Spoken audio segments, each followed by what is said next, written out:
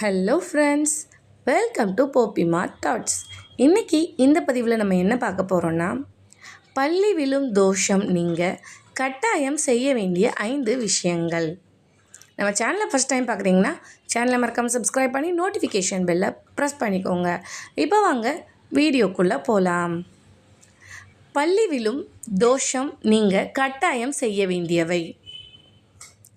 பல்லி விழுந்த பலன் 7 நாட்களுக்கு இருக்கும் என்று கவுளி சாஸ்திரம் கூறுகிறது. பல்லியை அடித்து துன்புறுத்தவோ கொல்லவோ கூடாது. இது தோஷத்தை உண்டாக்கும். பல்லி நம் உடலில் எந்த பாகத்தில் விழுந்தாலும் உடனே தலைக்கு குளிப்பதுதான் உத்தமம். குளிப்பதால் தோஷம் போகும். உடம்பில் இருக்கும் நச்சுத்தன்மை சுத்தப்படுத்தப்படும். பிறகு கவலை ஏதும் படாமல் கடவுளை பிரார்த்தனை செய்வது நல்லது. இந்த பதிவு பிடிச்சிருந்துச்சுன்னா நம்ம சேனலை லைக் பண்ணி ஷேர் பண்ணி சப்ஸ்கிரைப் பண்ணிக்கோங்க.